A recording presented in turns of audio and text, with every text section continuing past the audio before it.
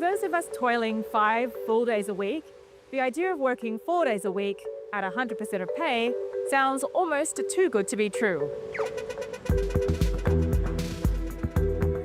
But at the upcoming economic roundtable, Australia's unions will cite research showing it not only boosts living standards, but also productivity. To understand how that might work, we first need to understand what productivity is, what it measures, and what it doesn't. Put simply, productivity measures how much we output compared to how much we input. It's about quantity, not cost or profit. Today, the average Australian worker takes just 1 hour to produce the same amount produced over an entire day in 1901. That's thanks to a bunch of factors, like economies of scale, higher skilled and educated workers, better management practices, and the single biggest factor historically, technology. A series of reports from the Productivity Commission have highlighted a long-standing productivity problem, showing Australians are working record-long hours, and yet, productivity growth is at its slowest in 60 years. And that trend is across most industrialised countries, not just Australia. So how does that work? Labour productivity typically measures the number of hours it takes to produce a good or service. This is fairly straightforward when you're looking at manufacturing or agriculture and measuring, say, the number of cars or tonnes of wheat produced per worker.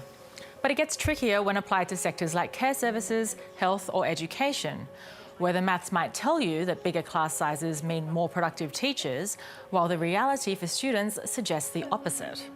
Bear in mind that nearly 90% of Australians now work in the service industry, and we start to see how the way we typically measure productivity is starting to unravel. The picture gets muddier still when we consider that labour isn't the only driver of productivity. Physical capital, like buildings, machines and equipment, as well as intangible capital, like intellectual property, also have big impacts. This chart compares labour productivity to multi-factor productivity, which measures the combined input from both labour and capital.